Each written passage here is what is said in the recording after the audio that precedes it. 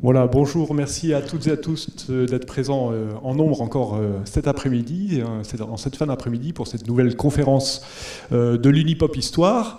On est ravis d'accueillir à cette occasion Lucie Malbos, donc, qui est maîtresse de conférence à l'Université de Poitiers, que je remercie d'être là, que je vous demande d'accueillir.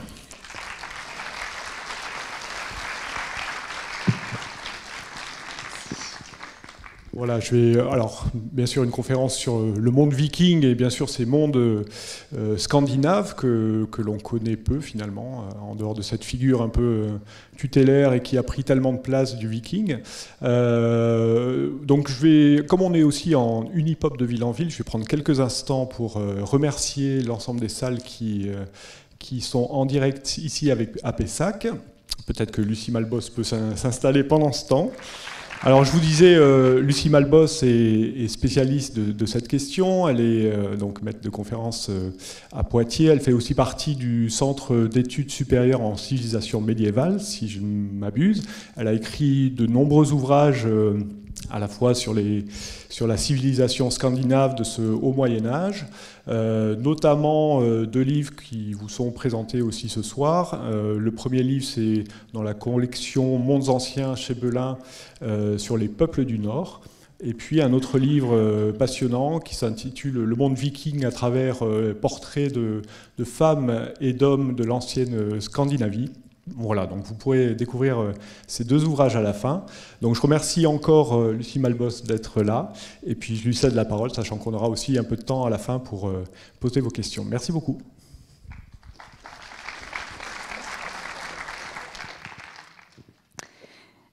Oui, merci à vous et merci de m'avoir invité. Et donc bonsoir à toutes et à tous. Je vais essayer de respecter le temps pour qu'on garde effectivement un quart d'heure pour pouvoir échanger à la fin de ma présentation. Alors, présentation qui commence en fait sur une citation qui évoque justement ce fameux personnage, donc Ottar quand on francise, ou Ottereux, qui est la version que vous avez ici sur cet extrait. Donc Ottar ou Ottereux qui dit qu'il était de tous les hommes du Nord celui qui vivait le plus au nord, au bord de la mer de l'Ouest, qui est la mer du Nord en fait.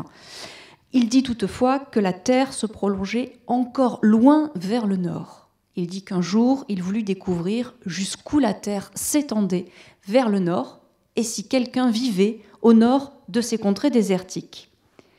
C'est comme ça que commence en fait le récit de ce personnage qui vit en Norvège à la fin du IXe siècle.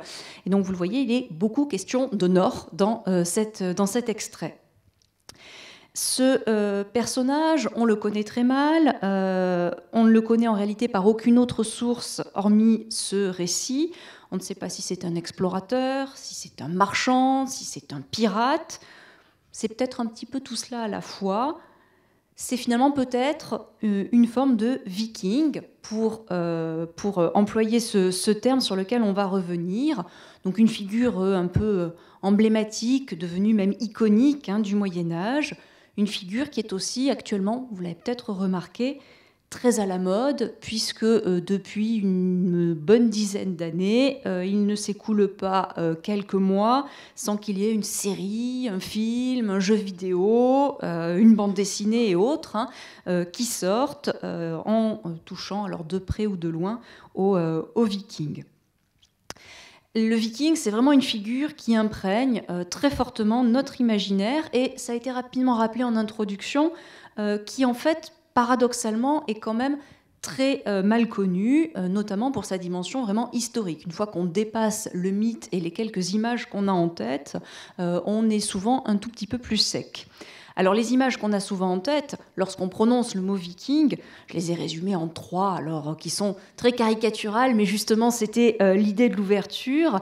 Lorsqu'on prononce ce mot, qu'est-ce qui vient à l'esprit ? L'image du guerrier sanguinaire, à bord de son drakkar, c'est justement le titre même d'un des deux films qui vous est proposé, et qui arbore son célèbre casque à cornes, voire casque à cornes et à ailes. Et donc là, j'ai pas pu résister, casque qui est arboré ici par le célèbre Olaf Grossebaf de Goscinny et Uderzo, donc en 1966. Ce qui est intéressant, c'est qu'on est exactement dans la même décennie justement que les films qui vous sont projetés aujourd'hui, hein, donc les années 1960. Ces 3 images correspondent de très très loin à une certaine réalité historique. C'est ce qu'on va essayer de voir un petit peu ce soir ensemble. Alors je vais quand même être honnête, il y a un certain nombre de clichés qui avaient quand même fini par reculer, à commencer par ce fameux casque à cornes qui remonte en réalité à la fin du 19e siècle. Hein, c'est les opéras de Richard Wagner qui ont largement lancé cette mode du casque à cornes. Quand on regarde les productions contemporaines et notamment les séries, on se rend compte qu'il a globalement disparu. En fait, les scénaristes actuels ont réglé le problème. Il n'y a plus de casque en général. La tête n'est plus protégée, comme ça, il n'y a plus de problème de cornes ou de pas cornes. C'est un vrai problème parce que d'un point de vue archéologique, voici le seul et unique casque datant de l'époque viking qu'on ait retrouvé en Scandinavie à l'heure actuelle. Donc, il a été retrouvé dans les années 40 en Norvège, donc c'est celui que vous avez en bas de l'image. Ce qui explique aussi que ça soit le casque qu'on voit un peu partout quand on essaye de faire un petit peu historique pour les Vikings. C'est le seul qui est, donc c'est le seul exemple. Donc vous allez le retrouver dans beaucoup de films, de séries, etc. quand on met un casque. Ces clichés qui avaient commencé vraiment à reculer, on va dire, depuis une dizaine ou une vingtaine d'années, se trouvent, et donc mon propos s'arrêtait là il n'y a encore pas très très longtemps, mais je l'ai un petit peu revu et réactualisé ces derniers temps, parce que ces clichés qui avaient reculé se trouvent depuis quelques années, ou même pas, ou mois, réactivés et même démultipliés. Oui, ça c'était pour le problème du casque qui est réglé puisqu'il a disparu. Se trouve démultiplié par le recours à l'intelligence artificielle. Vous en avez ici un exemple où les cornes sont certes petites, mais elles ont réapparu. Forcément, à partir du moment où on convoque et où on utilise l'intelligence artificielle et où on entre dans la machine le mot viking, il y a forcément un casque à cornes qui ressort et qui est proposé par les algorithmes. Donc on a encore un tout petit peu de travail en tant qu'historien pour essayer de faire reculer un petit peu tous ces clichés. Alors cette image, elle est intéressante parce que par ailleurs, on voit aussi qu'il y a d'autres mythes et d'autres stéréotypes qui se sont forgés. Le viking du XXIe siècle, ça n'est plus exactement le viking de Richard Wagner. C'est généralement, et on le voyait également sur l'image précédente, un homme qui doit être particulièrement viril, et pour le montrer, il est largement dénudé, avec le corps, alors on le devine un peu sur certains personnages, largement décoré de tatouages, et pour pouvoir voir justement ses muscles, ses pectoraux et ses tatouages, eh bien le viking passe une grande partie de son temps torse nu, et cela quelles que soient les températures, y compris quand il fait moins 10 ou moins 15. Et je vous le disais, on a réglé le problème du casque à cornes, on a réglé en fait un double problème, on n'a plus de soucis historiques puisqu'on ne met plus de casque, et puis par ailleurs, si on met un casque, eh bien on cache ces superbes coiffures très stylisées qui sont aussi la marque de fabrique des Vikings du XXIe siècle. Je ne suis pas persuadée que cette nouvelle image du Viking soit en réalité beaucoup plus proche de la réalité historique que l'image que nous proposait Richard Wagner il y a plusieurs décennies. Donc en fait, on a vraiment un nouvel archétype du viking qui a émergé. Et donc nous, pendant cette petite heure, on va essayer de dépasser justement cet archétype, que ce soit celui de Richard Wagner ou celui des productions récentes. On ne va pas avoir le temps, bien entendu, de tout aborder, mais l'idée, c'est vraiment de vous donner un petit aperçu de quelques grandes thématiques et grands aspects. Et puis, si vous voulez poursuivre l'aventure viking, vous pourrez effectivement consulter quelques ouvrages. Alors j'en reviens au mot lui-même en fait de viking, qui en réalité ne va pas de soi. C'est un mot qui apparaît dans les sources assez tardivement, plutôt au tournant des 10e, 11e siècles, qui est d'abord très très rare. Là, je vous ai mis une des inscriptions des apparitions les plus anciennes qu'on ait de ce terme. Donc on est, vous le voyez, dans une écriture particulière, hein, c'est ce qu'on appelle les runes, donc c'est l'alphabet des anciens Scandinaves. Et donc je vous ai mis ici une traduction, hein, de cette inscription, et vous voyez que cette pierre a été érigée par un dénommé Toki, qui se présente comme étant Toki le Viking. Donc là, le mot apparaît sur cette inscription, mais c'est quelque chose qui est très très rare. En réalité, les pirates des premiers raids, hein, donc à partir de la fin du 8e siècle, ne se désignent pas comme des vikings, pas plus que les victimes, hein, qui subissent leurs attaques.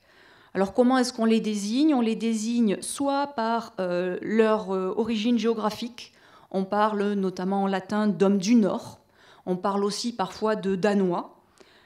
On les désigne aussi par leurs activités, on peut parler de pirates, ou par leurs croyances. C'est un terme qui revient souvent sous la plume des auteurs chrétiens, on parle de païens. Et il faut vraiment attendre plutôt la fin du XIIe et même les XIIIe et XIVe siècles pour que ce mot de viking se répande en fait avec l'émergence d'une nouvelle littérature qui voit le jour en Islande, qui sont ce qu'on appelle les fameuses sagas. Et c'est vraiment là que ce terme va devenir beaucoup plus courant. Je vous ai mis un exemple, hein, tiré de, j'aurais pu en prendre plein d'autres, hein, mais de la saga de Hakon le Bon. Il est intéressant parce que vous voyez, en 3 lignes, on a déjà 3 fois le mot viking, hein, qui revient. Quand on se penche sur ces sagas ou sur quelques inscriptions plus anciennes comme celle que j'évoquais tout à l'heure, on se rend compte que ce terme de viking ne renvoie pas, dans l'esprit des auteurs de l'époque, à une origine géographique ou à une appartenance ethnique. Ça renvoie davantage à une activité. D'ailleurs, avant même de désigner un individu, le terme de viking renvoie à l'activité elle-même. Il existe d'abord au féminin pour désigner en fait l'expédition maritime destinée à s'enrichir de façon plus ou moins violente de façon plus ou moins violente. Ça peut être sous forme de pillage, c'est l'idée qu'on a en général en tête quand on évoque le terme de viking, mais ça peut aussi prendre d'autres formes, notamment des échanges commerciaux, les deux n'étant pas toujours faciles à distinguer, hein, entre le pillage, le commerce, et puis qu'est-ce qu'on fait du butin une fois qu'on l'a pillé, on peut le réinjecter dans les circuits commerciaux, donc la frontière n'est pas toujours très très nette. Quoi qu'il en soit, l'individu qui monte à bord d'un navire pour s'enrichir, qu'il pratique la violence ou pas, hein, peut être qualifié de viking, quelle que soit son origine géographique ou ethnique. Et ça, on le voit aussi dans certaines sagas qui peuvent nous paraître un peu surprenantes. Je vous ai pris ici un exemple de la saga de Sigurd le Croisé. Donc Sigurd, c'est un roi de Norvège du début du XIIe siècle qui a été surnommé le pèlerin de Jérusalem, hein, puisqu'il est parti en croisade à Jérusalem. On est dans un temps où les Scandinaves sont devenus chrétiens. Et moi, ce qui m'intéresse ici, c'est que lors d'un combat naval en Méditerranée, il affronte une bande de féroces vikings, nous dit l'auteur. Ces féroces vikings, en l'occurrence, ce ne sont pas des gens originaires d'Europe du Nord comme Sigurd lui-même, ce sont en fait des pirates sarrasins, musulmans, qui sévissent en Méditerranée et qui sont qualifiés par l'auteur de vikings, puisqu'ils pratiquent une activité de pillage à bord de navires. Donc c'est la définition de cette activité.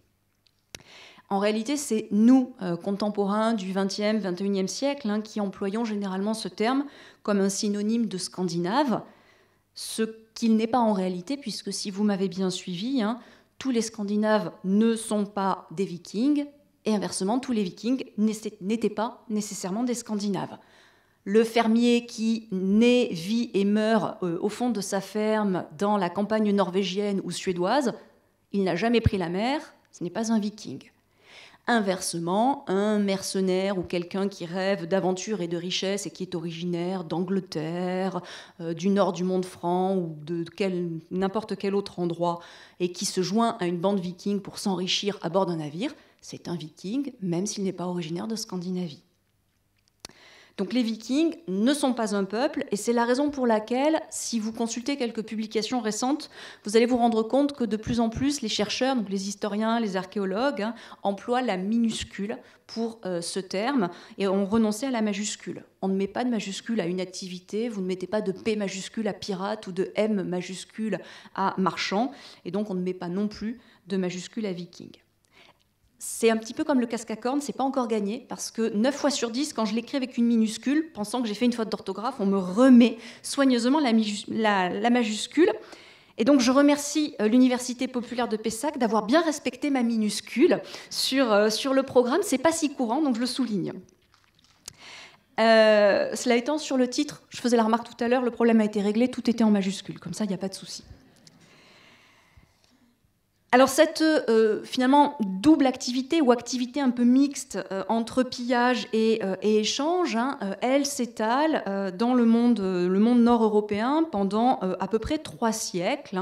On considère que cette activité débute en 793. Alors, vous savez, les historiens, ils aiment bien avoir des dates très précises pour marquer les périodes. Pourquoi 793 ? Parce que ça correspond en fait au premier récit qu'on est dans un texte de quelque chose qui est clairement identifié comme un raid viking et qui a donc eu lieu dans le nord de l'Angleterre, le nord-est de l'Angleterre, sur un petit monastère qui est le monastère de Lindisfarne. En réalité, il y a probablement eu des raids plus anciens, mais c'est vraiment celui pour lequel on a la première trace écrite très très claire. Et traditionnellement, on fait courir cette période viking jusqu'à l'année 1066, qui est l'année des 2 batailles. Il y en a une qui est un petit peu plus célèbre que l'autre.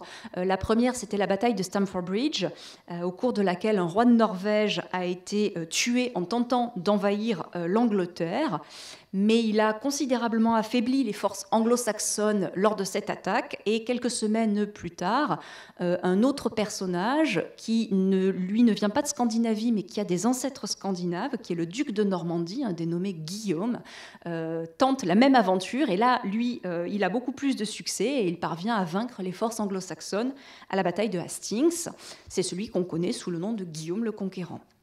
Et donc on considère que la période viking se termine à ce moment-là.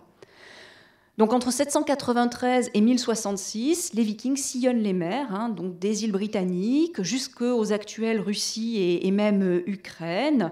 Et à l'ouest, ils vont même jusqu'aux rivages américains.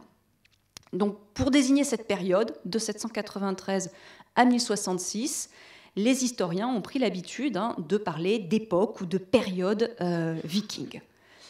Donc si vous m'avez bien suivi, finalement, le terme de viking, il s'applique d'abord à une activité, dans un second temps à des individus qui pratiquent cette activité, et puis, sous la plume des historiens, à la période où se déploie cette activité. C'est une période qui est quand même assez longue, je vous disais quasiment 3 siècles, enfin un peu plus de 2 siècles et demi. Bien entendu, il y a énormément de nuances, d'évolutions au cours de ces quasiment 3 siècles. La comparaison que je prends souvent, c'est celle d'un Français de 2025 qui a quand même un certain nombre de différences avec ses ancêtres de 1750. On est exactement sur la même échelle de temps. Donc bien entendu, un viking de 793 et un viking de 1066 ne vivent pas exactement dans le même contexte. Et par ailleurs, à ces évolutions et à ces nuances chronologiques s'ajoute aussi un certain nombre de nuances liées à l'extension géographique de cet espace, à commencer par ce monde scandinave. Je vous ai dit tout à l'heure que tous les Scandinaves n'étaient pas des Vikings et inversement, mais si l'association est souvent faite dans nos esprits, c'est parce que ce phénomène viking, donc cette activité maritime, a quand même en grande partie ses origines en Scandinavie. Les premières bandes vikings qui ravagent le monde occidental à la fin du 8e et au début du 9e siècle sont quand même très largement composées de Scandinaves, ce qui explique cette association dans notre esprit. Mais la Scandinavie, c'est un peu comme la période viking, c'est très vaste. La Scandinavie, ça s'étale sur près de 2000 km. Je vous ai ici remis une petite carte. On part au sud donc, de la frontière entre l'actuel Danemark et l'actuelle Allemagne, du côté du Schleswig-Holstein. qui était d'ailleurs danois à l'époque viking, et puis on remonte au nord de la Norvège jusque quasiment au cercle polaire arctique. Donc là aussi, il y a une très grande diversité de paysages, une très grande diversité de climats, et donc forcément une très grande diversité de populations, d'activités. La Scandinavie, enfin ce qu'on appelle la Scandinavie, ça correspond à ces 3 pays que vous avez ici, donc la Suède qui est la plus à l'est, la Norvège, et puis au sud, le plus petit des 3 pays, le Danemark, qui est en fait un archipel, puisque vous avez la petite péninsule du Jutland qui est raccrochée au continent, et puis à l'est, vous avez tout l'archipel avec toutes les îles. L'actuelle capitale, Copenhague, se situe d'ailleurs toujours aujourd'hui sur une île. Il y a quand même un point commun à tous ces espaces, vous le voyez, c'est que ce sont des territoires qui sont très largement bordés par les mers, et notamment la mer du Nord, à l'ouest, c'est la fameuse mer de l'Ouest de tout à l'heure, et la mer Baltique à l'est. Des territoires bordés par les mers, des territoires qui sont aussi, et c'est surtout le cas pour la Norvège et la Suède, très largement couverts de forêts, des forêts qui passent une grande partie de l'année sous les glaces, ou sous la neige. Ce sont des territoires qui, dès l'époque viking, sont considérés, et notamment par les auteurs chrétiens de cette époque-là, comme étant en marge du reste du monde connu, et notamment du reste du monde européen. Ce sont des territoires qui sont loin, qui sont aux confins du monde fréquenté et du monde connu par les chrétiens. C'est une idée qu'on retrouve d'ailleurs dans le nom même de la Norvège. Étymologiquement, la Norvège, c'est le chemin du Nord. Si vous avez quelques réminiscences ou quelques connaissances dans les langues germaniques, vous retrouvez le veg qui renvoie au chemin, à la route, donc le chemin, la route du Nord. Cette période et ces espaces, ou plutôt ces espaces sur cette période, restent relativement mal connus. C'est ce qu'on disait en introduction. Parce qu'en réalité, on a un gros problème de sources. Le principal enjeu de l'historien, en fait, on a très peu de sources directes pour étudier cette période. Qu'est-ce que j'appelle les sources directes ? Eh bien, ce sont des sources qui auraient été produites par les Scandinaves eux-mêmes durant cette période, donc entre 793 et 1066. Il y a très peu de textes qui sont rédigés en Scandinavie à cette époque-là. Alors, les Scandinaves le monde scandinave n'est pas intégralement tourné vers une culture qui serait uniquement orale. Il y a une forme d'écriture qui existe. On l'a déjà rencontrée il y a 10 minutes. Ce sont ces fameuses runes, ou ces inscriptions runiques. C'était, vous vous souvenez, je vous l'ai remise, la pierre avec Toki, le viking. Donc il y a bien un système d'alphabet, un système d'écriture, mais c'est un système qui est utilisé, on va dire avec parcimonie, qui est utilisé uniquement pour graver des inscriptions dans des matériaux solides. Ici, de la pierre, ça pouvait aussi être du bois ou de la corne. Donc forcément, quand on grave dans la pierre, on ne peut pas graver des textes qui font des pages et des pages, comme on peut rédiger des textes très très longs sur parchemin. Donc ce sont des textes qui sont très courts, qui font en général 1 ligne, 2 lignes ou quelques lignes tout au plus. Donc on n'a pas du tout la même tradition textuelle que celle qu'on peut avoir dans le monde occidental à la même époque. Mais une fois encore, on n'est pas dans un monde strictement oral. Il y a quand même une forme d'écriture qui existe. Mais on n'a pas de récits très longs. Alors pour avoir des récits très longs de cette période, il va falloir soit se déporter dans le temps, soit se déporter dans l'espace. Il va falloir aller chercher des textes qui sont plus tardifs, et notamment ces fameuses sagas qui sont rédigées en Islande, que j'évoquais tout à l'heure, mais qui sont rédigées au XIIIe et au XIVe siècle. Donc on est beaucoup plus tard que la période viking elle-même, puisque la période viking est déjà terminée depuis 2 ou 3 siècles, quand on commence à mettre par écrit ces textes. Si on ne se déporte pas dans l'espace, en allant chercher donc des textes issus du monde scandinave, l'Islande intégrant le monde scandinave au cours de la période viking, eh bien on peut aller chercher des textes qui sont contemporains des faits, mais qui ont été rédigés en dehors du monde scandinave, et notamment dans le monde occidental, par exemple chez les Francs ou chez les Anglo-Saxons, qui sont des récits qui a priori peuvent paraître qui sont de première main et qui ne présentent pas le même décalage chronologique, mais qui présentent un autre biais, une autre difficulté, c'est que ce sont des récits qui sont mis par écrit par les principales victimes des raids. Les premiers raids, je vais y revenir, touchent largement les bâtiments religieux, les églises, les monastères. Qui est-ce qui met par écrit l'histoire à ce moment-là? Ce sont des moines, ce sont des prêtres, ce sont des évêques. Ce sont donc ceux qui ont subi de plein fouet, dès les débuts, les attaques vikings.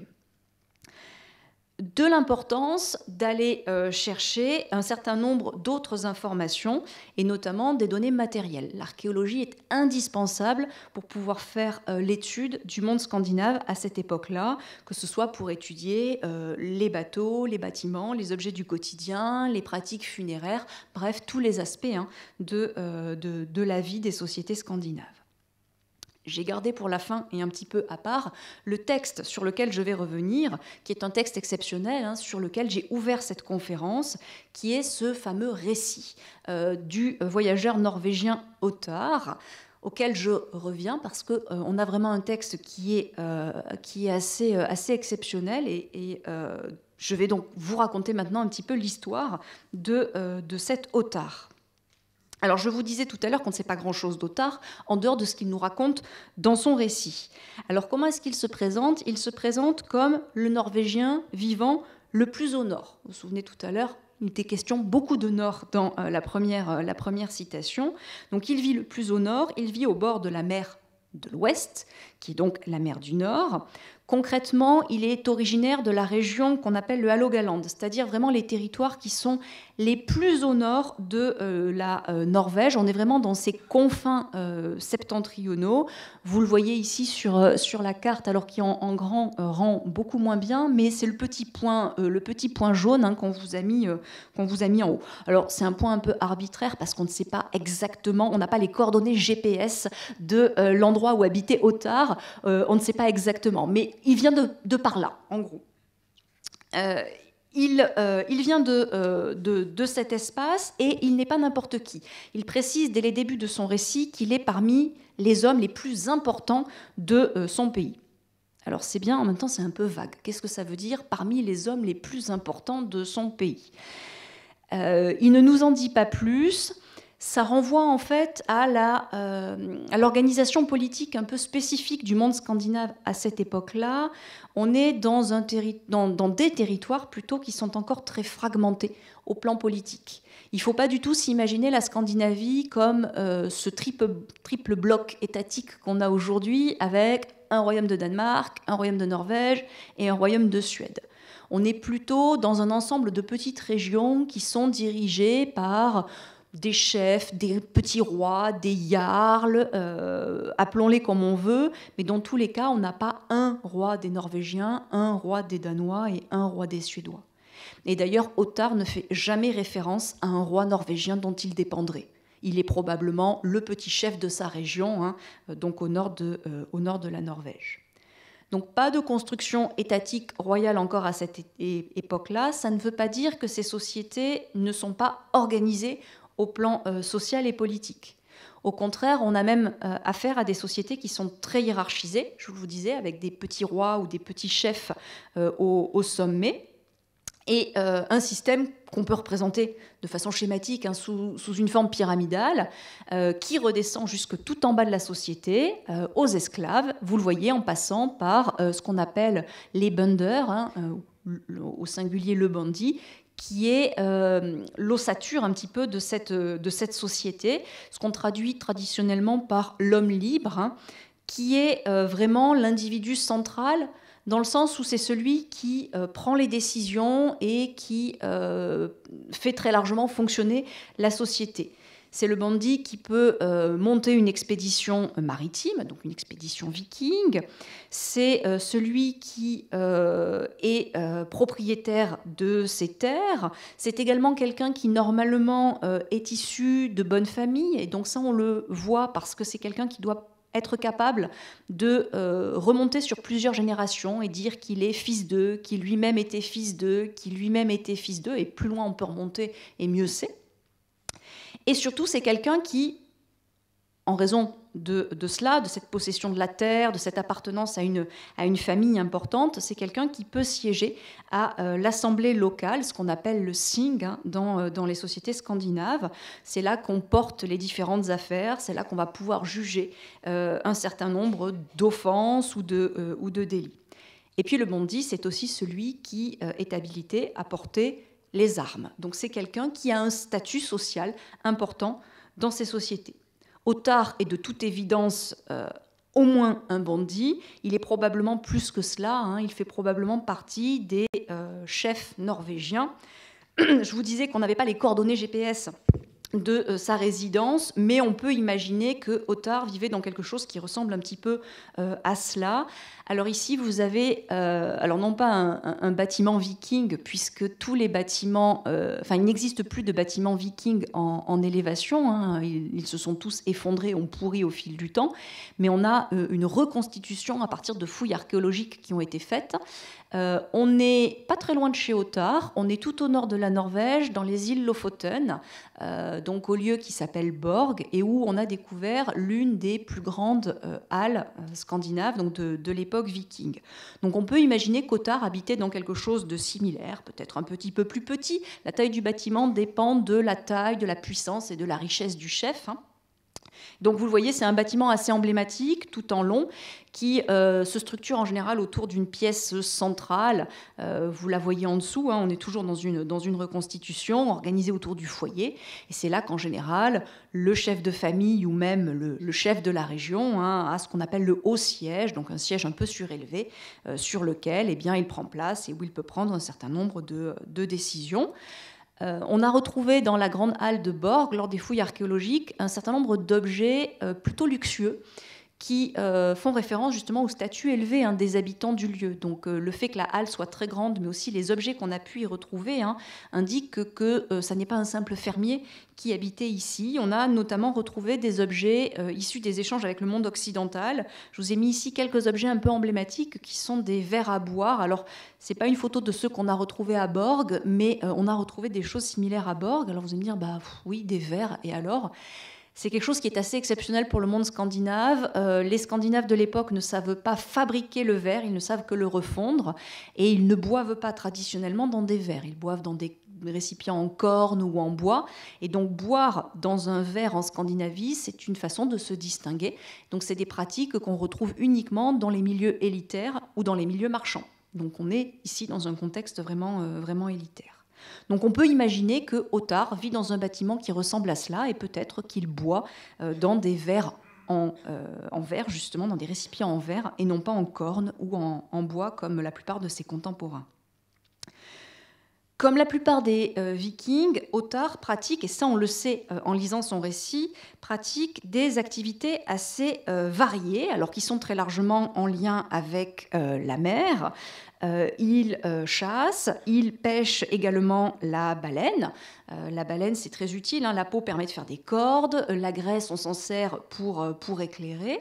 Il chasse également le morse, puisqu'il évoque les défenses de morse, qui sont dans une forme d'ivoire, ivoire qui est particulièrement recherché à l'époque d'Ottar, parce qu'à cette époque-là, il y a un certain nombre de difficultés économiques du côté de la Méditerranée qui font que l'ivoire d'éléphant circule beaucoup moins bien. Or, les élites occidentales sont toujours en demande de ce matériau précieux pour fabriquer un certain nombre d'objets de luxe. Et donc, faute d'ivoire d'éléphant, on se tourne au cours de la période viking vers l'ivoire de morse. Alors, bien sûr, on fait des objets plus petits, parce qu'une défense de morse, c'est plus petit qu'une défense d'éléphant. Mais ça permet de quand même continuer à fabriquer des objets, notamment des petits pions de jeu, entre autres. Mais Ottar ne fait pas que cela. Et en réalité, l'activité dont il est la plus fier, c'est son activité d'éleveur. Alors qu'est-ce qu'il élève ? Il élève un certain nombre d'animaux domestiques un peu habituels, du bétail, des moutons, des porcs. Mais ça, il passe très vite dessus, ce n'est pas ce dont il est le plus fier. Ce dont il est le plus fier, c'est son élevage de rennes. Son élevage de rennes, qui est un animal particulièrement utile en Europe du Nord, parce qu'on peut faire beaucoup de choses avec du renne. On peut manger la viande, mais on peut aussi, avant de tuer la bête, s'en servir comme force de traction pour tirer par exemple des traîneaux, des luges. Et surtout, on s'en sert pour ces bois. On a retrouvé en Scandinavie beaucoup d'objets fabriqués dans du bois de renne pour fabriquer, par exemple, alors là aussi on ne peut pas fabriquer de très gros objets, hein, mais on peut fabriquer des pièces de jeu et c'est ce qu'on a beaucoup retrouvé aussi, des peignes pour se coiffer. Et bien entendu, dernière activité, ou dernier bloc d'activité que Ottar pratique, le commerce et le pillage, ou bien le pillage et le commerce. On va y revenir dans un instant. Alors à ses côtés, Ottar a peut-être, mais c'est un mystère parce qu'il n'en parle pas, a peut-être une femme.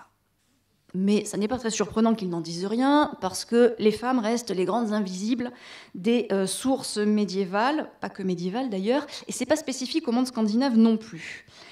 Une femme, alors qu'on appelle en norrois la husfreyja. Littéralement, c'est la maîtresse de maison. Alors la maîtresse de maison, eh bien, comme son nom l'indique, elle gère la maisonnée, elle gère donc l'approvisionnement, elle s'occupe aussi des enfants, de l'éducation des plus jeunes, et puis quand ils grandissent, les garçons rejoignent les activités masculines et les filles restent aux côtés de leur mère. Et les femmes pratiquent aussi, ou passent aussi une bonne partie de leur temps à pratiquer des activités textiles. C'est ce que je vous ai mis ici sur cette image. Mais dans certains cas un peu particuliers, et c'est peut-être ce qui s'est passé pour l'épouse d'Ottar s'il en a eu une, ce qui reste probable, la husfreyja peut aussi profiter de l'absence de son mari, une absence qui peut être longue. Quand on part à l'autre bout de l'Europe, on ne fait pas un aller-retour Norvège-Angleterre en 3 jours. Donc l'absence peut être longue, elle peut être fréquente, et puis elle peut aussi être définitive. Eh bien, l'épouse peut se retrouver à la tête de la maisonnée, de la ferme, du domaine, et dans certaines circonstances, notamment si elle n'a pas de fils ou si elle n'a pas encore de fils en âge de gérer le domaine, eh bien, c'est un moment où elle peut voir son autorité et ses pouvoirs accrus. Donc Ottar avait peut-être une femme à ses côtés. Vu que visiblement il a pas mal voyagé, s'il en a eu une, elle a dû gérer très vraisemblablement le domaine, notamment les fameux troupeaux de rennes qu'il a fallu continuer à entretenir. En revanche, il est très peu probable que l'épouse d'Ottar se soit embarquée avec lui dans ses périples et dans ses traversées maritimes. La présence de femmes à bord des navires qui sont partis installer des colonies un petit peu partout à travers l'Europe et à travers l'Atlantique Nord fait peu de doute, il y avait des femmes. En revanche, la présence de femmes à bord des navires de guerre partis piller, mener des raids sur le monde occidental est beaucoup plus improbable. Je le précise parce que c'est l'impression que peuvent donner un certain nombre de productions de la culture populaire actuelle, un certain nombre de séries où on voit des champs de bataille de plus en plus féminisés à mesure qu'on avance dans les saisons. Donc la saison 1, c'est 10%, la saison 2, c'est 20%, puis on arrive à quasiment 50% du champ de bataille qui est féminisé. En réalité, les indices qui confirme la présence ou l'existence de femmes guerrières chez les Vikings reste très très très ténue. Il y aurait de quoi vous refaire toute une séance de 2 heures sur le sujet. On a quelques textes très tardifs, très largement reconstruits, très largement fantasmés aussi, et quelques tombes qui sont assez difficiles à interpréter. Je vous prends juste rapidement les 2 exemples les plus emblématiques. Le premier, c'est un exemple tiré des textes, qui est la fameuse figure de Lagertha. Je dis fameuse parce qu'en fait, elle est devenue très célèbre avec la série Vikings, qui en fait un des personnages centraux. C'est un personnage qui existe dans un écrit du XIIe siècle, dénommé Saxo Grammaticus, donc dans ce qu'on appelle la geste des Danois ou l'histoire des Danois. Et donc elle est présentée comme effectivement prenant part au combat à côté de son époux Ragnar. Mais en réalité, c'est une figure qui a été très largement mythifiée, reconstruite et peut-être même construite de toutes parts par cet auteur qui est avant tout un prêtre chrétien et qui cherche dans son récit, qui est un un très long récit, la geste des Danois, cherche à créer des contrastes entre d'un côté les figures païennes, et notamment les figures féminines païennes qui incarnent l'excès et un certain nombre de... l'excès qui en devient... ou plutôt un certain nombre d'éléments poussés à l'extrême pour incarner l'excès. Et de l'autre côté, dans la deuxième partie du récit, il y a au contraire les bonnes chrétiennes qui restent à leur place. Et donc...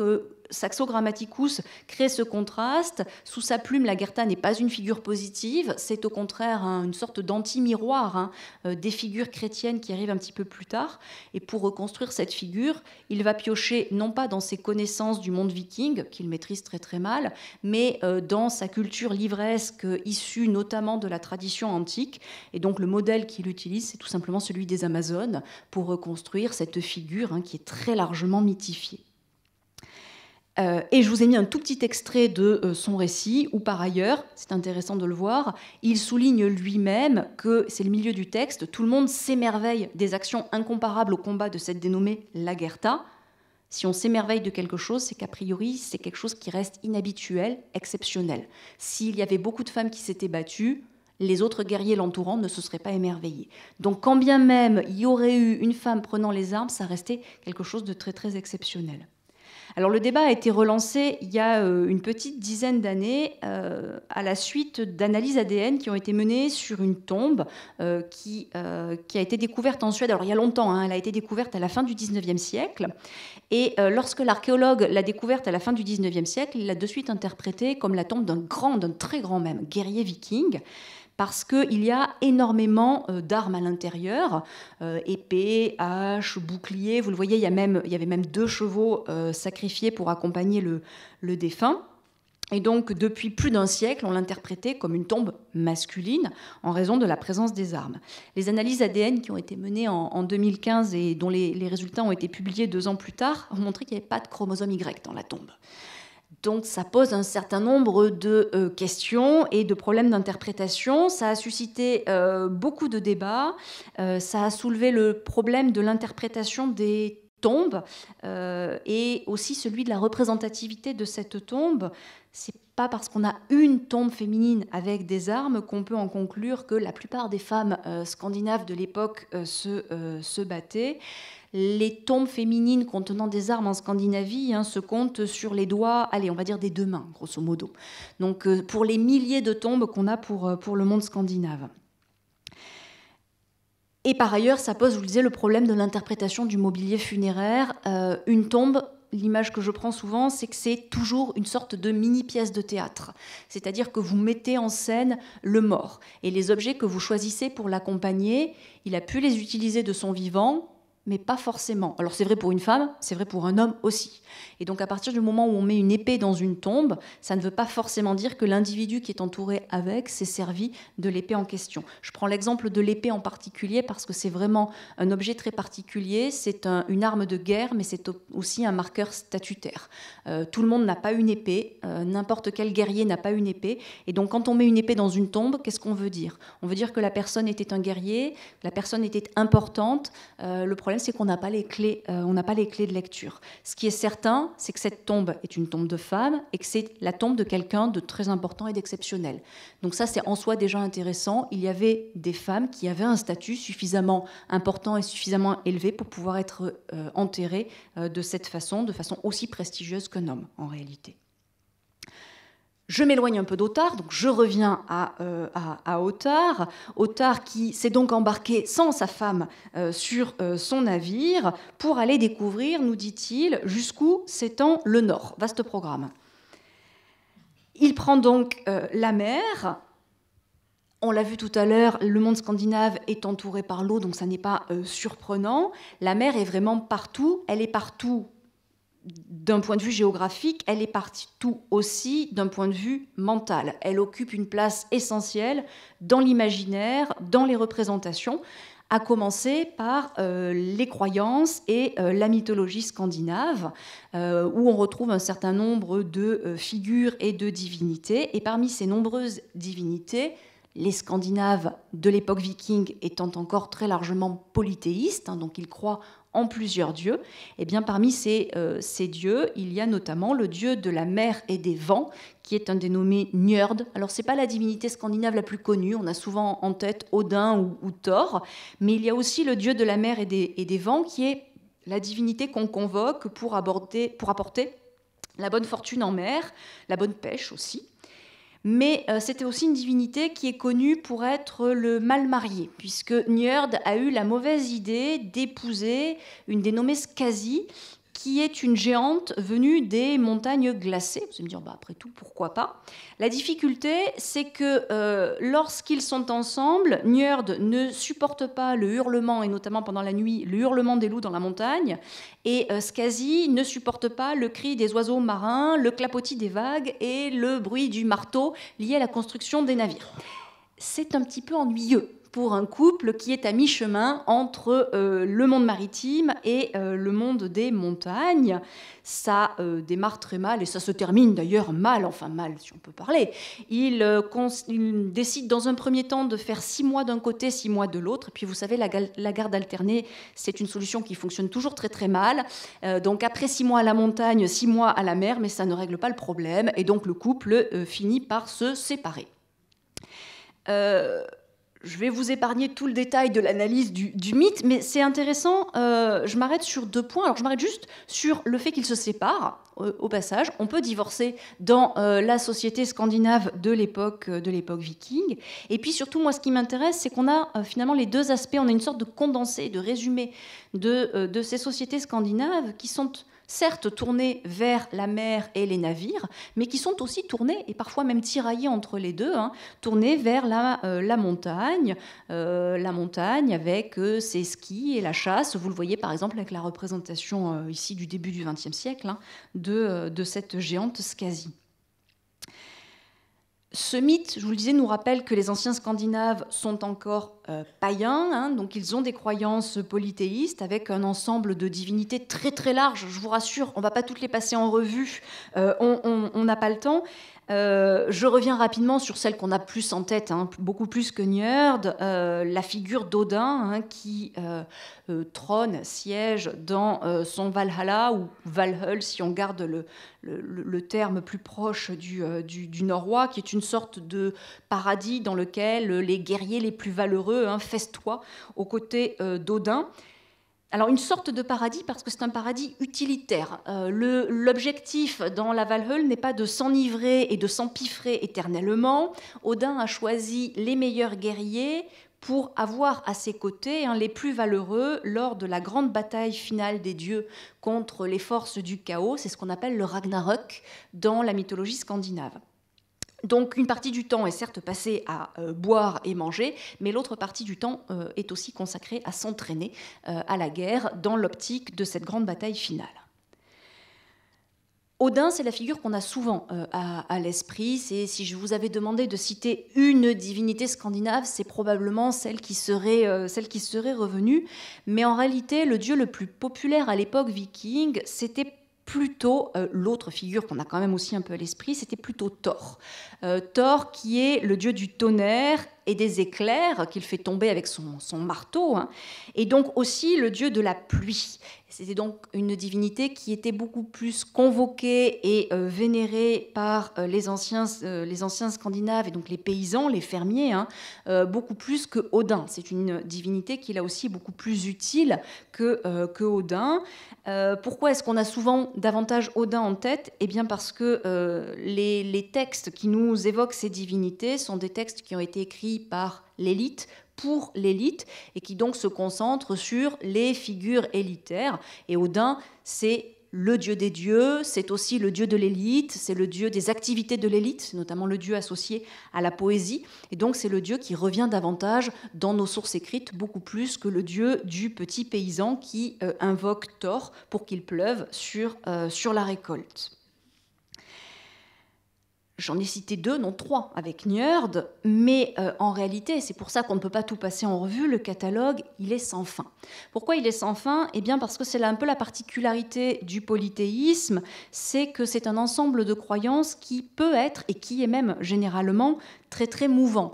On a en tête l'idée d'un panthéon bien ordonné avec Odin au sommet et puis ensuite un certain nombre d'autres divinités. Ça, c'est la vision qu'on doit en grande partie au dénommé Snorri, Snorri Sturluson, qui nous a livré un texte qui s'appelle l'Edda et dans lequel il a recréé ou remis à l'écrit l'ensemble de la mythologie scandinave, mais de façon très cohérente, très organisée, beaucoup plus que cela ne l'était à l'époque viking. Qui dit polythéisme dit nombre de dieux qui n'est pas fixe. Tout à l'heure, je vous ai dit que le monde scandinave était très vaste, que la période viking s'étalait sur plusieurs siècles. Et donc l'avantage du polythéisme, c'est qu'on peut toujours ajouter ou supprimer un certain nombre de divinités. Et donc en fonction des régions, en fonction des époques, on ne croit pas toujours dans les mêmes dieux. Et il y a des régions dans lesquelles certaines divinités prenaient l'ascendant sur d'autres, et inversement, il y a peut-être c'est sûr même des petites divinités qu'on ne connaît pas parce qu'elles ont disparu au fil du temps ou parce que c'était des petites divinités régionales. J'en reviens à Thor. Je vous disais que c'était probablement la divinité la plus populaire. Ça n'est pas forcément celle qui ressort le plus des textes, mais quand on regarde un certain nombre d'indices, et notamment les noms, en particulier les noms des individus et les noms des lieux, donc les prénoms et puis les toponymes de lieux, eh bien on se rend compte qu'en réalité, le nom d'Odin est très très peu repris. Contrairement à celui de Thor, on a énormément de prénoms qui sont formés sur Thor à l'époque viking. La liste, elle est infinie. Sorvald, Sorstein, enfin, tous les noms qui intègrent Thor. On n'a pas du tout l'équivalent pour Odin, et c'est la même chose pour les toponymes, ce qui semble quand même indiquer que Thor est une divinité beaucoup plus proche de l'ensemble de la population que Odin, je vous le disais, qui est plutôt le dieu des élites. La majorité des Scandinaves travaillent la terre, sont des fermiers, de l'importance de Thor et de sa pluie, de la pluie qu'il fait tomber. Mais, je le disais tout à l'heure, c'est vraiment la mer qu'on associe traditionnellement au monde scandinave, cette mer qui fait partie intégrante de l'identité de ces peuples. Elle est tellement présente qu'elle a incité rapidement à développer un certain nombre de communications maritimes et donc à mettre au point des navires particulièrement performants, ces fameux navires qui permettent de traverser les mers et de venir attaquer le monde occidental. Ces navires performants, on les connaît relativement bien grâce à certaines épaves qui ont été retrouvées, mais aussi et surtout même grâce à certains bateaux qui ont été enterrés sous terre et qui ont servi de tombe, de sépulture. On parle de bateau-tombe ou de tombe à bateau, c'est les deux termes. C'est le cas d'une des plus emblématiques qui est la sépulture d'Osberg. Je vous ai mis ici le bateau qui était enterré dans un grand tumulus et qui permet de savoir un petit peu comment étaient construits ces navires. Alors c'était des navires qui présentaient, vous le voyez un petit peu ici sur la photo, un fond très plat, et c'est ce qui a justement fait leur force. Grâce à leur fond plat, ils peuvent remonter assez facilement les rivières, ils peuvent être aussi facilement échoués sur le rivage et ensuite remis à l'eau. C'est ce qui explique la grande rapidité des attaques vikings sur le monde occidental. Et puis vous le voyez sur le petit dessin, ils ont une technique de construction qui est un peu particulière. On dit que ces navires, ils sont bordés à clin. C'est une technique alors plus ancienne que la période viking, mais qui consiste, vous le voyez, à faire se chevaucher les planches, et elles sont ensuite fixées entre elles avec des rivets de fer, et puis on colmate les interstices avec de la laine qu'on a en général, qu'on a imperméabilisée avec par exemple du goudron de pin pour éviter que l'eau ne s'infiltre. C'est une technique de construction qui a un gros avantage, c'est que ça permet de réduire la charpente intérieure, vous le voyez ici, et donc ça rend les navires particulièrement légers et donc maniables. Et donc là aussi, c'est un atout important pour ces fameuses attaques éclairs. Il faut un bateau qui soit rapide à manœuvrer et facile à manœuvrer. Et dernier élément important, ces navires sont équipés de grandes voiles de laine, alors qu'on ne voit pas ici, mais qu'on voit ici qu'on devine un petit peu sur cette enluminure, des voiles qui étaient généralement en laine, alors là aussi de la laine imperméabilisée, hein, mais la voile c'est bien quand il y a du vent, c'est un peu moins pratique que quand il n'y en a pas, et donc pour éviter de rester coincé au port, à la rigueur, ça, c'est pas trop grave. On peut toujours aller à l'auberge du coin. Mais plus ennuyeux, pour éviter de rester coincé en pleine mer, faute de vent, eh bien, le mode de propulsion reste encore très largement mixte. On ne supprime pas complètement les rames. On garde toujours quelques rames. Ça permet de continuer à avancer s'il n'y a pas de vent. Et puis, ça permet aussi, eh bien, en fonction des circonstances, de garder la voile ou au contraire d'affaler la voile. Si je reprends l'exemple de l'attaque, si vous voulez mener une attaque éclair, surprise et discrète, c'est mieux d'affaler la voile avant d'arriver, parce que sinon c'est un peu voyant. Inversement, si vous voulez faire peur, quand le mythe du viking a commencé à monter et à terrifier le monde occidental, il vaut mieux au contraire garder la voile bien haute, histoire de faire fuir la population avant même d'arriver, et c'est beaucoup plus pratique pour piller. Donc on peut jouer de l'effet de surprise ou au contraire de peur en fonction de cela, mais si vous affalez la voile, il faut garder des rames pour finir d'avancer.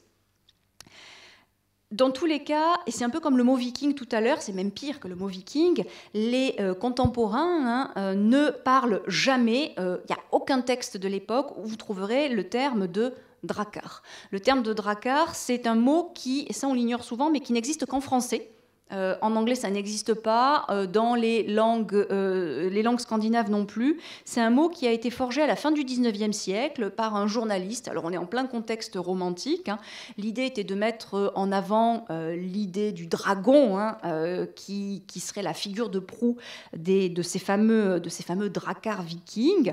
Alors, c'est un mot qui est forgé à partir d'un terme norrois, hein, qui était le dreki, qui renvoie à l'idée du dragon qui peut décorer le navire. Pour la petite anecdote, en norrois, dreki, ça ne prend qu'un K, mais ça ne faisait pas assez exotique. Donc pour faire encore plus exotique, on a rajouté un deuxième K pour former ce mot drakkar. Alors comment est-ce qu'on désigne le bateau dans les sources de l'époque? Eh bien, on peut par exemple, là aussi la liste est assez longue, mais j'ai repris les deux plus emblématiques. On peut parler de langskip. C'est plutôt le navire un peu allongé, c'est plutôt le type du navire d'Osberg qu'on voyait tout à l'heure, hein, allongé, étroit, c'est plutôt le navire de guerre. Et on peut aussi employer le terme de kneur, là c'est plutôt rien à voir avec la marque de soupe, c'est plutôt un navire un peu ventru, un peu large, qui sert plutôt de cargo pour embarquer de la cargaison pour faire du commerce ou pour aller s'installer par exemple en Islande. Alors, à bord de quel navire Ottar a-t-il parcouru les mers à la fin du IXe siècle? Probablement ni un langskip ni un kneur, parce qu'à l'époque à laquelle Ottar navigue, on ne fait pas encore vraiment la distinction entre les deux. Cette distinction, elle commence à s'opérer plutôt au cours du Xe siècle. À l'époque d'Ottar, le navire reste encore très, on va dire, multifonctionnel. Je vous ai dit tout à l'heure que le viking pratique le pillage, le commerce, ça dépend un peu des circonstances, des opportunités. Et donc, eh bien, le bateau, il faut qu'il reste justement adapté à ces différentes situations et ces différentes circonstances. Quelle que soit la forme, en long ou un peu plus ventru, le navire, je vous le disais tout à l'heure, fait vraiment partie de l'identité scandinave au point de devenir un symbole. Le bateau, c'est un trait d'union, alors un trait d'union entre les rives, c'est aussi un trait d'union entre les mondes, et notamment entre le monde des vivants et le monde des morts. Je reviens à mon exemple de tout à l'heure, hein, cette tombe à bateau qu'on a retrouvée à Rosberg, c'est du côté du fjord d'Oslo. Hein, c'est l'une des plus belles, c'est pour ça que c'est devenu l'une des plus emblématiques, mais ça nous montre aussi que le bateau est associé à la traversée maritime, mais aussi au contexte funéraire. On a plusieurs exemples, en particulier en Norvège, hein, de navires qui ont été enterrés de cette façon. Alors enterrer un bateau, c'est un énorme sacrifice. Ça coûte très très cher de construire un bateau. Donc il n'y a vraiment que les personnes les plus importantes au sein de la société scandinave qui peuvent se permettre d'être enterrées dans un bateau. Quand on a un petit peu moins les moyens, mais qu'on veut quand même renvoyer à cette idée du voyage symbolique, eh bien, on peut se contenter de dessiner une forme de bateau avec des blocs de pierre autour de la tombe. Ça renvoie quand même au motif du bateau et on n'a pas besoin de sacrifier un bateau entier.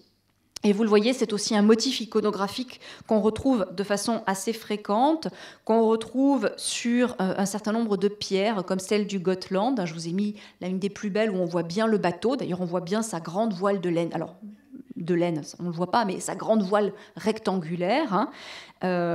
Et c'est également un motif qu'on retrouve sur les premières pièces de monnaie qui sont battues dans le monde scandinave. Là aussi, je vous ai pris un exemplaire où on voit particulièrement bien le bateau. Alors revenons-en à Ottar. Il monte à bord de son navire, qui n'est ni un Landskip ni un Kneur, et il effectue non pas un voyage, mais plusieurs voyages. Alors il part d'abord vers le nord, c'était le début du récit, puisqu'il veut voir jusqu'où le nord s'étend. Il part et il atteint probablement quasiment les confins du cercle polaire. Alors quand on lit son récit tout à l'heure, je vous disais qu'il était curieux de découvrir jusqu'où la Terre s'étendait vers le nord. En fait, de curiosité, son voyage n'est peut-être pas aussi désintéressé qu'il nous le dit. Il raconte un peu plus tard qu'il rencontre là-bas différentes tribus, et notamment un groupe qu'il appelle les Finas, qui, alors que vous voyez apparaître ici sur la carte, qui sont tout au nord de la péninsule, qui renvoient probablement à des tribus nomades qu'on connaît aujourd'hui, enfin qu'on appelle aujourd'hui les Sam ou les Samis, qu'on appelait mais qu'on n'appelle plus les Lapons. Et il rencontre donc ces Finas, ces Sam. Et c'est ça qui est intéressant, il échange avec eux. Alors il a une forme d'échange très particulière avec eux, il nous explique sans nous expliquer, mais que ces tribus, sans T, lui versent un tribut avec T.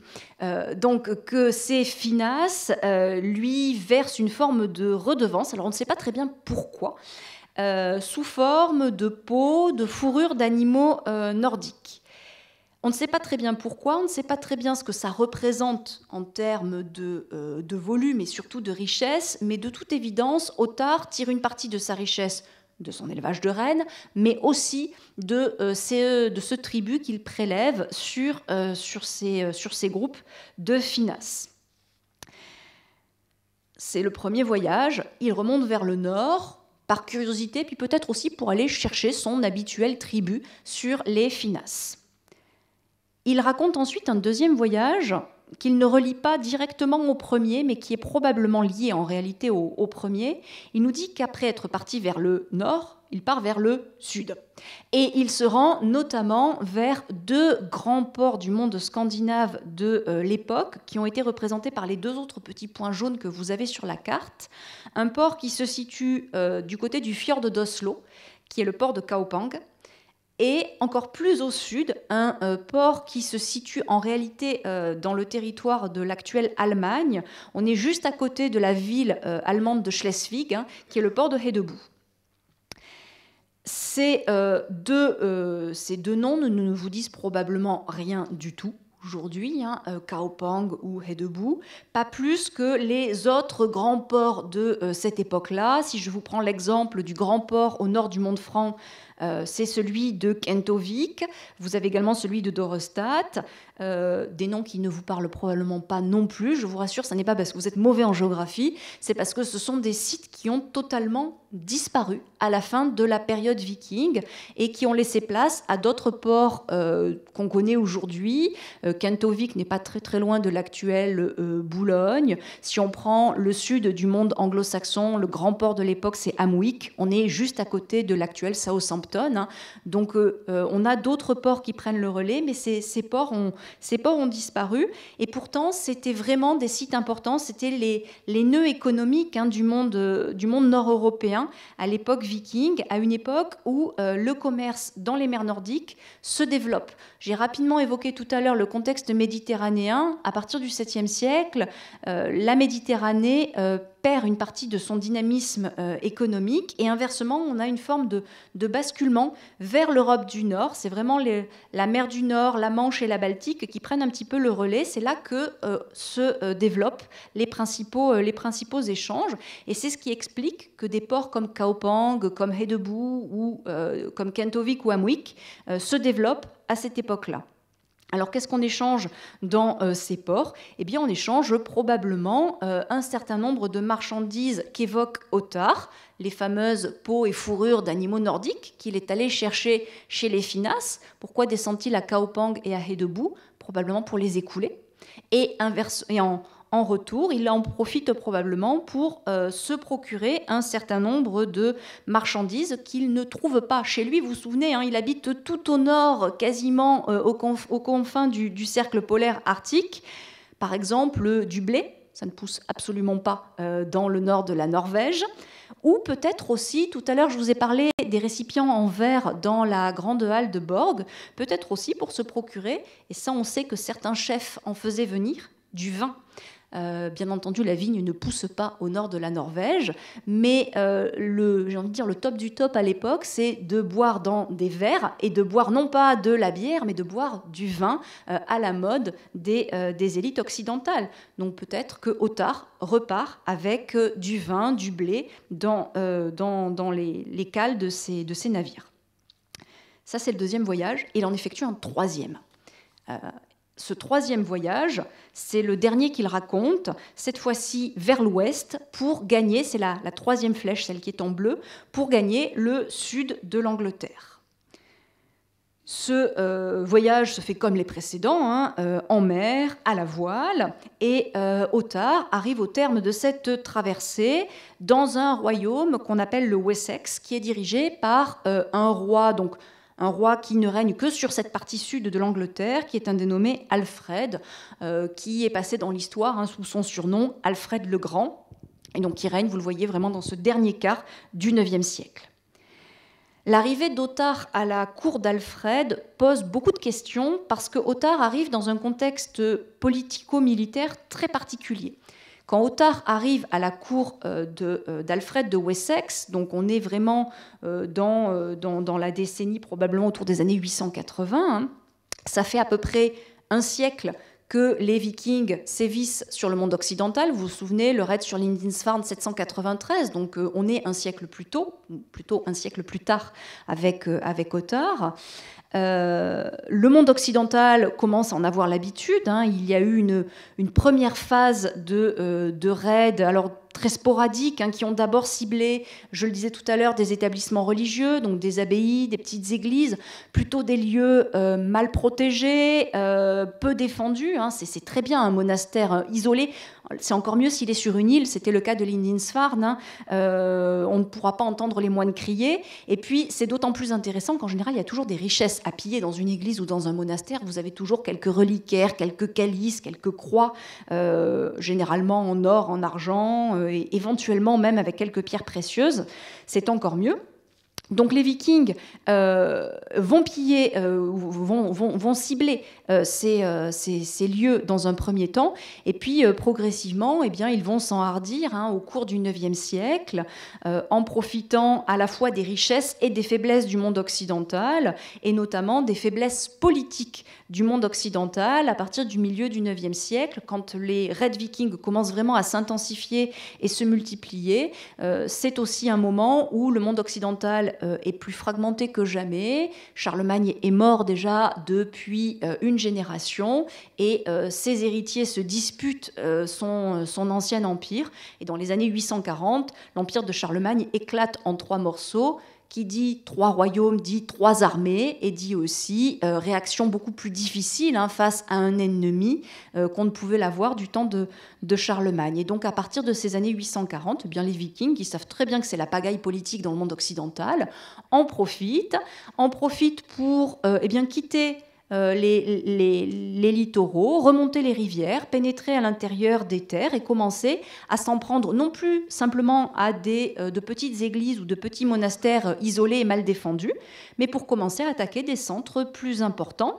C'est par exemple le cas des grands ports marchands. Alors il y en a un que je n'ai pas mentionné tout à l'heure, mais qui est le port de Dorestadt, donc on est à l'embouchure du Rhin, qui est pillé une première fois en 834, puis en 835, puis en 836, puis en 837.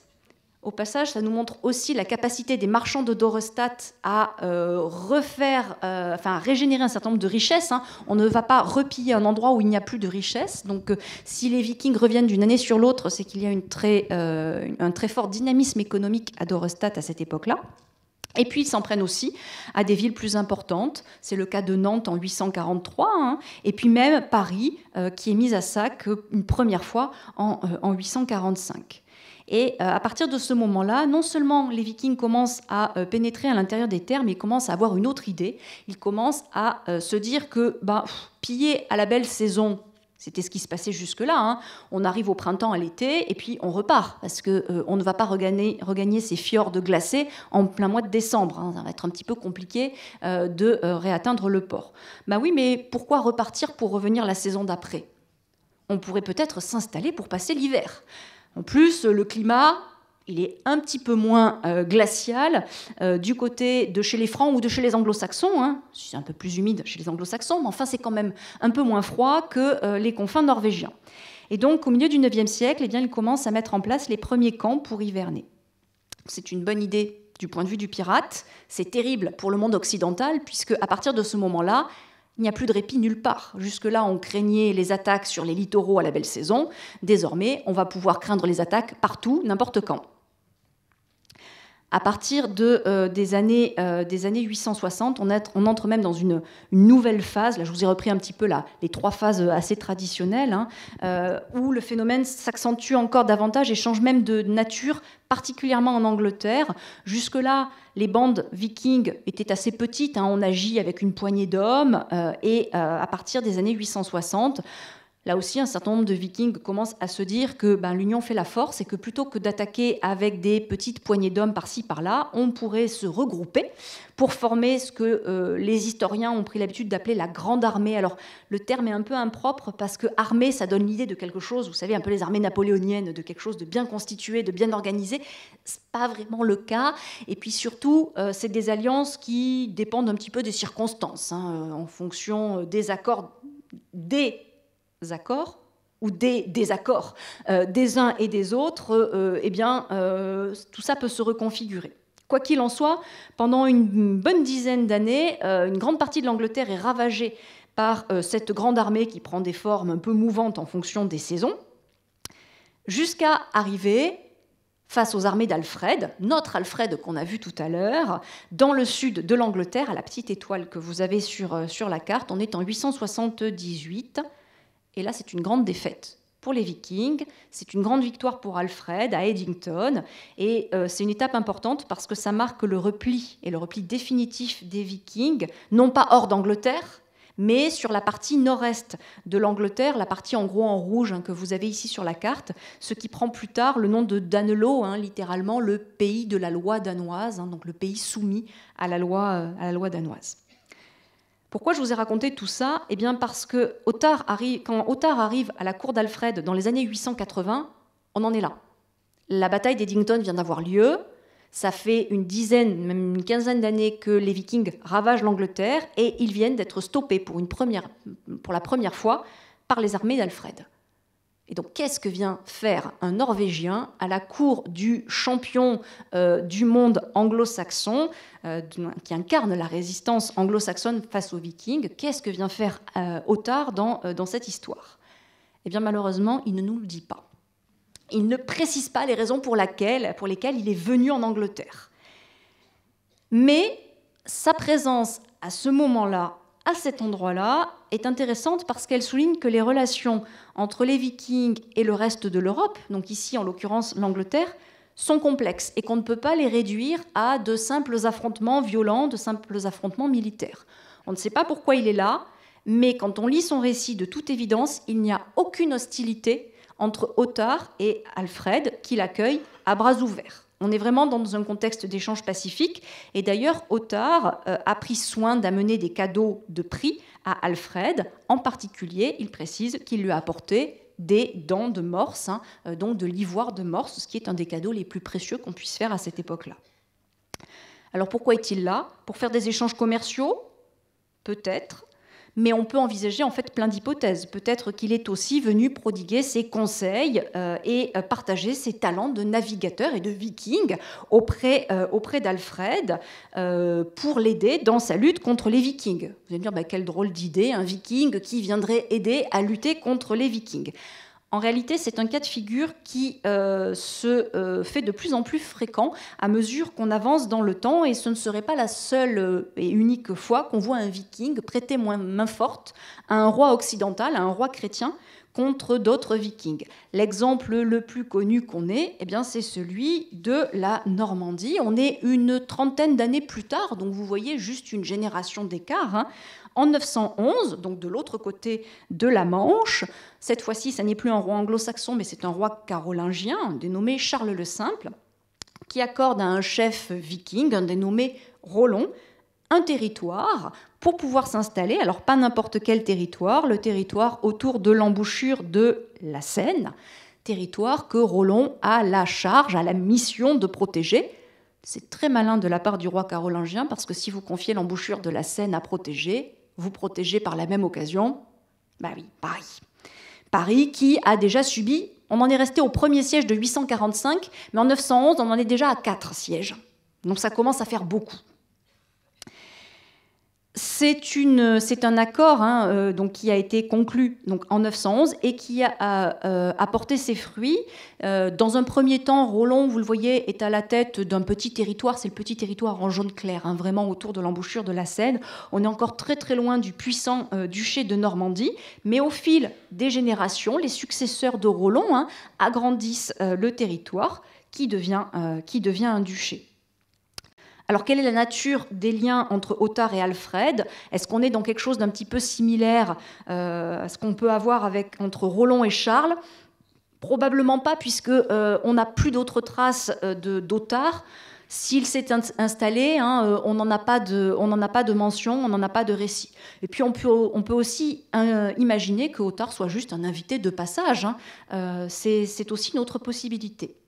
La difficulté vient aussi du fait qu'on ne sait pas combien de temps Ottar a séjourné chez Alfred. 1 mois, 1 an, plus longtemps. Est-il seulement rentré chez lui? On n'en sait strictement rien. Pourquoi on ne sait pas et pourquoi on ne connaît pas la suite du récit, de l'histoire d'Ottar? Est-ce qu'il est rentré chez lui? S'il est rentré chez lui, par où est-il passé? A-t-il fait d'autres voyages? On ne le sait pas parce que le récit d'Ottar s'arrête à la cour d'Alfred. Pourquoi il s'arrête à la cour d'Alfred? Parce que c'est à la cour d'Alfred qu'il a été mis par écrit. Ça n'est pas Ottar qui a pris la plume lui-même, c'est un scribe qui, à la demande d'Alfred, a mis par écrit, non pas dans la langue d'Ottar, mais en vieil anglais, le récit d'Ottar. Quelle drôle d'idée. On est au IXe siècle, dans une période d'essor culturel très important, à la cour de Charlemagne, et puis un siècle plus tard, à la cour d'Alfred, dans une période où on essaye aussi de mieux connaître le monde, et le monde qui nous entoure, et puis aussi ce monde nordique méconnu. Et donc la mise par écrit du récit d'Ottar témoigne aussi de cette curiosité dans ce contexte culturel, de la part d'Alfred et de ses contemporains. Mais donc on comprend mieux pourquoi on n'a pas la suite du récit. Ottar est peut-être reparti, mais le scribe, lui, il est resté à la cour, c'est un scribe d'Alfred, il est resté à la cour d'Alfred. Les Vikings se sont donc installés en Angleterre, dans le Danelot, en Normandie, on l'a vu rapidement. Je ne l'ai pas évoqué, mais ils sont aussi allés plus à l'est, chez les Rousses, qui sont les ancêtres notamment des Ukrainiens et des Russes. Je mets les Ukrainiens avant les Russes, c'est volontaire. Ils sont allés également jusqu'à Byzance, en Islande, au Groenland, et même jusqu'en Amérique. Mais tout ça, c'est une autre histoire qui nous aurait beaucoup éloignés des voyages d'Ottar. Le temps des Vikings bat son plein à l'époque d'Ottar. Il faut encore attendre 1 siècle et demi pour qu'on arrive sur les derniers temps vikings, pour que la période des raids touche à sa fin. Et en même temps, le temps des Vikings n'a jamais été aussi présent. 10 siècles plus tard, ils submergent à nouveau le monde occidental. On l'a vu en ouverture, ils sont plus que jamais présents dans notre imaginaire, de façon mythique, amplifiée, fantasmée. Je vous en ai mis ici un tout petit aperçu. Donc un de ces festivals de reconstitution qu'on peut retrouver ici, on est dans les Shetland. Le Nord reste un objet de fascination, un lieu d'évasion, mais aussi un espace de projection où on peut voir un certain nombre de nos fantasmes, de nos sujets de préoccupation, reproduits, amplifiés, mythifiés, déplacés, etc. Je m'en tiens là pour garder quelques minutes. J'ai un petit peu accéléré sur la fin, voyant le temps qui passait. Garder quelques minutes pour la discussion. On vous a déjà évoqué un certain nombre de pistes. Si vous voulez aller un tout petit peu plus loin dans les lectures en introduction, je vous les remets ici. Alors le monde viking, c'est le même, c'est juste que vous avez eu la version de poche projetée tout à l'heure, et là c'est la version grand format. Il y a un numéro de l'histoire aussi pour ceux qui voudraient avoir un aperçu assez large dans un format assez réduit. Et puis je vous ai mis d'autres pistes d'autres collègues sur le sujet. Et je m'arrête de parler parce que j'ai déjà tenu le micro bien assez longtemps pour vous laisser la parole. Merci beaucoup. Merci beaucoup pour cette conférence passionnante. Alors, il nous reste quelques minutes pour éventuellement répondre à vos questions. Moi, j'avais peut-être une première question. Il y a le numéro qui s'affiche en effet pour les questions dans les autres salles. Vous avez parlé bien sûr de ces païens et de ces sources aussi chrétiennes qui nous ont fait connaître avec des biais importants ces actions de ces peuples du Nord, en tout cas de ces pillages. Dans vos livres, vous racontez aussi des histoires de chrétiens qui étaient installés parfois dans des ports, peu nombreux, mais déjà présents à l'époque, en tout cas au 8e siècle. Et puis petit à petit, j'imagine qu'il y a eu une christianisation qui s'est effectuée. Comment ça s'est effectué et à quel moment il y a eu vraiment un basculement d'un monde totalement païen vers un monde chrétien, pas forcément exclusif, mais bon... Ouais. Vaste question, on a encore 2 heures, donc c'est ça. Oui. Donc effectivement, j'ai pas du tout évoqué la question parce que Ottar est clairement encore dans un univers païen, mais en réalité, quand Ottar prend la mer, il connaît probablement le christianisme. D'ailleurs, quand il arrive à la cour d'Alfred, Alfred est chrétien. La christianisation de la Scandinavie, c'est un processus vraiment sur un très long temps, sur en fait toute la période viking, puisque les premiers missionnaires arrivent en Scandinavie avant même le début de la période viking, dans les années 700. Les premiers missionnaires font chou blanc, ça ne donne rien, mais ça contribue déjà à commencer petit à petit à familiariser le monde scandinave avec le christianisme. Les raids jouent aussi un grand rôle dans cette familiarisation, parce que là non plus je ne l'ai pas évoqué, mais les pirates scandinaves reviennent avec des objets, avec des hommes aussi et des femmes, des esclaves, qui sont pour certains des chrétiens. J'ai dit tout à l'heure qu'ils pillaient les monastères, les églises. Quand vous pillez une église et que vous emportez la croix, le crucifix, parce qu'il est en or et en pierre précieuse, le pillard, lui, emporte les métaux précieux, mais il n'empêche que quand il ramène en Scandinavie l'objet, c'est une croix. Et donc, ça contribue aussi à familiariser. Et donc, progressivement, il y a ce message qui commence, ou ces symboles qui commencent à arriver en Scandinavie. Et l'étape décisive, c'est au cours du IXe siècle, lorsqu'il y a une autre vague de missionnaires qui commence à arriver par les ports marchands, parce qu'il faut bien arriver quelque part, et donc on arrive justement dans les ports marchands, commence là aussi à essayer d'implanter les premières églises. C'est quelque chose qui ne prend pas complètement, mais qui commence à trouver une oreille attentive auprès des élites, et notamment de certains rois, qui trouve que c'est quand même bien pratique ce Dieu unique qui va permettre de justifier le fait qu'on ait un pouvoir unique. Je vous ai dit tout à l'heure que le monde scandinave était très morcelé, et au cours de la deuxième moitié du Xe siècle, alors ça commence chez les Danois, justement avec... on l'avait tout à l'heure sur la diapo, avec le roi Harald, commence à se dire que ça pourrait être pratique de se convertir pour aussi justifier une unification politique derrière. Et donc la christianisation du monde scandinave commence vraiment à fonctionner, j'ai envie de dire, à partir du moment où les rois décident non pas simplement de soutenir le mouvement, mais même d'en prendre l'initiative, et non plus simplement d'accueillir des missionnaires, mais de demander à des missionnaires de venir les appuyer. Et donc là, il y a vraiment un moment de bascule, et au cours du XIe siècle, la Norvège, la Suède suivent aussi. Mais c'est vraiment un processus qui s'étale sur tous les 8e, 9e, 10e siècles. Et c'est aussi ce qui explique que globalement, la christianisation du monde scandinave se soit plutôt bien passée. On n'est pas du tout dans un mouvement de conversion forcée, même si ponctuellement il peut y avoir des poches de résistance, mais c'est plutôt un processus pacifique. Alors, je ne sais pas si vous avez des questions déjà dans la salle. Oui ? J'arrive. Alors, le temps d'y aller. J'avais aussi une question sur les voiles en laine. Apparemment, il fallait des quantités phénoménales de laine, il fallait beaucoup de travail, oui. des centaines d'heures de travail. Donc, comment ça se passait pour... j'imagine que le fait qu'il y ait une société aussi basée sur les esclaves, forcément, ça aide.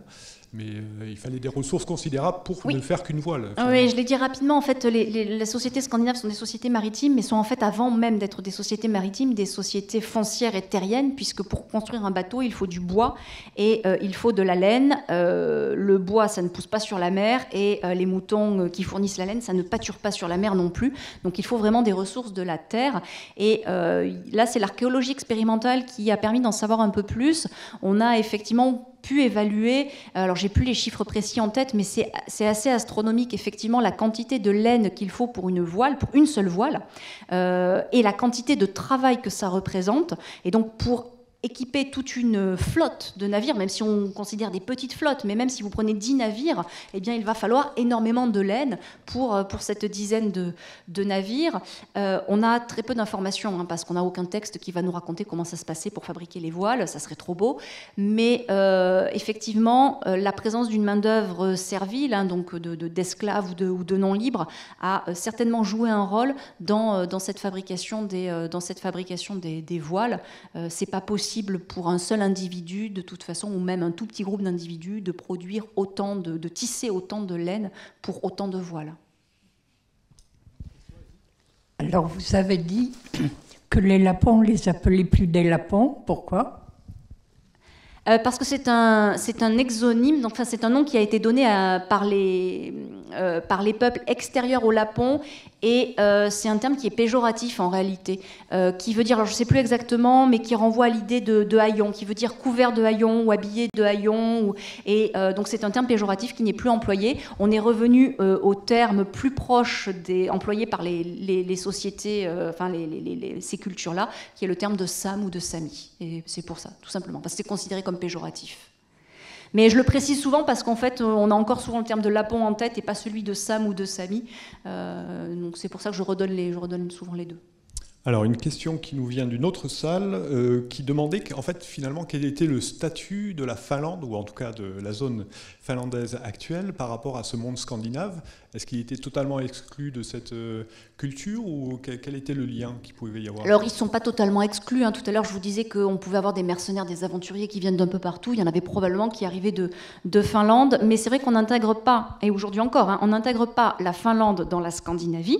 Quand on parle de Scandinavie, on parle vraiment Danemark, Suède, Norvège et Islande, Groenland, qui intègrent le monde scandinave au cours de la période viking. On n'intègre pas la Finlande parce que c'est une culture qui est totalement différente, et notamment une culture linguistique. On n'est pas du tout dans des langues germaniques et des langues indo-européennes, hein, donc le norrois, qui est la langue des Scandinaves, c'est une langue germanique, hein, il y a de fortes similitudes avec l'anglais ou l'allemand, par exemple. Et donc là, on est vraiment dans le grand groupe des cultures indo-européennes. La Finlande, c'est un autre groupe, c'est le groupe des cultures finno-ougriennes. Et donc, si vous lisez les langues germaniques, je vous mets au défi d'arriver à lire une ligne de finnois. C'est impossible. On est vraiment dans quelque chose de totalement différent. Ce qui veut dire, alors ce qui ne veut pas dire qu'il n'y a pas de point commun, je le disais, ils ont pu rejoindre un certain nombre de raids, mais on est vraiment dans une culture très différente d'un point de vue historique, mais aussi d'un point de vue historiographique, c'est-à-dire que pour l'historien qui va aller se plonger dans les sagas en norrois, ou qui va aller lire les travaux des collègues scandinaves ou des collègues anglo-saxons ou des collègues allemands, aller lire les travaux des collègues finnois, c'est beaucoup plus compliqué. Donc on est dans vraiment une différence culturelle qui explique qu'on n'intègre pas la Finlande, on ne la considère pas comme un pays scandinave d'un point de vue culturel. Je suis d'accord que d'un point de vue géographique, on est très très proche, mais d'un point de vue culturel, on est dans quelque chose de très différent. J'avais deux petites questions. Première question toute simple, est-ce qu'on connaît une activité musicale? Est-ce qu'on sait si la musique était pratiquée? Et deuxième question, ça vous concerne peut-être plus. On est resté sur notre fin, nous, avec l'histoire d'Olaf qui s'arrête, Lothar qui s'arrête d'un seul coup. Est-ce que des historiens, des archéologues peuvent avoir espoir quand même d'avoir l'épisode suivant un jour?